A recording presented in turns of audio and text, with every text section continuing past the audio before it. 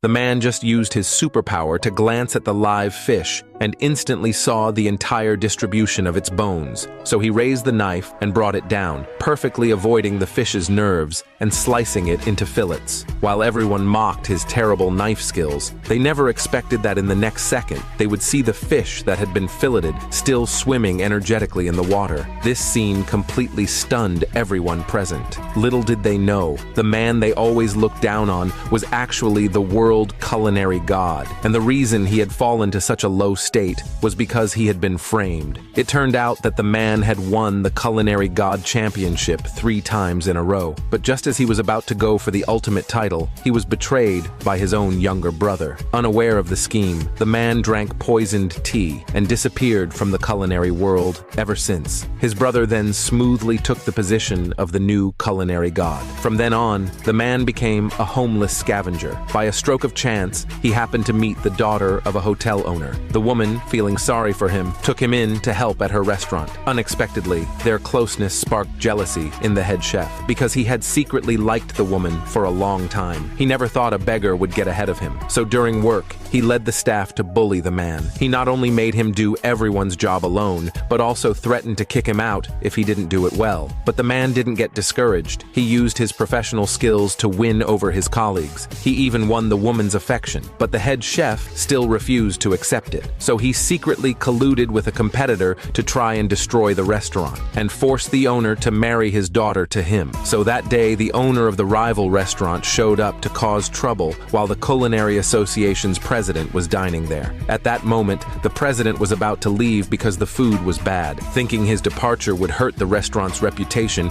the woman became anxious. The woman's father, seeing this, asked the rival why he had to go against them. With those words, the rival dropped the act and revealed his intention. He bluntly said he just couldn't stand their family and came that day to shut down their restaurant. Then the rival invited the president to be the judge and challenged the owner. Best of 3 rounds. The loser must shut down. Soon, under the president's supervision, the contest began. The first round tested the chef's knife skills. The rival brought in a chef who claimed to have the best knife skills in the world. Seeing this setup, the restaurant's chefs were all terrified. None of them dared to step forward. As the rival pushed harder, the woman stepped up to compete, but she was insulted by the rival, who said a woman had no right to compete. He even tried to touch her inappropriately. Thankfully, the man stepped in just in time to stop him and volunteered to compete in the first round. Unexpectedly, the head chef objected, saying the man was just a worthless beggar and would only lose terribly if he competed. When the rival chef learned the man was a beggar, he felt insulted. He swore to make the man lose miserably. The match quickly began. The rival's masterful knife skills immediately won everyone's praise. The man, on the other hand, proceeded at his own pace. Soon, both presented their dishes. After the president's evaluation, he felt the rival chef's knife work was better and was about to declare him the winner. But in the next second, he accidentally noticed the fish in the man's tank, with its flesh removed, was still alive. He was instantly impressed by the man's skill. He immediately announced the man as the winner of the first round. Only then did the woman realize that the man's identity was extraordinary. Soon, the second round of the contest began. This time, the competition was in dough making.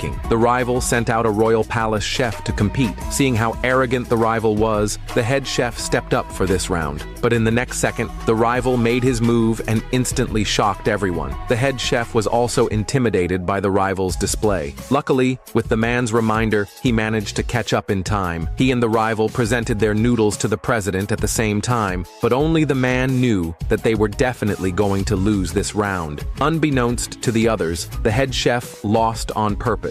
And just like that, the rival won the second round. Now the match had reached the final deciding round. The score was tied at 1-1. In the next round, the dish could be anything. Each side would send one person to cook freely. The woman, knowing the man's true skills, planned to send him to compete. But this move was strongly opposed by everyone else. They believed he was just a beggar doing odd jobs and couldn't be trusted with the restaurant's future. But under the woman's firm insistence, the man confidently agreed to compete. Meanwhile, the rival sent out the disciple of the culinary god's younger brother. Everyone thought the man was bound to lose. The final round began quickly. Both started preparing sea cucumber and abalone soup. The younger brother's disciple saw the man copying his recipe and insulted him in front of everyone for having no shame. Little did he know, the man before him was the real culinary god. Soon, in the face of top-tier skill, the disciple began to panic. If he lost to someone who just did odd jobs, it would bring great shame to his master. So when the man wasn't looking, he used internal energy to destroy the man's dish. Everyone saw this and thought the man was surely done for. After all, there were only 2 minutes left in the match.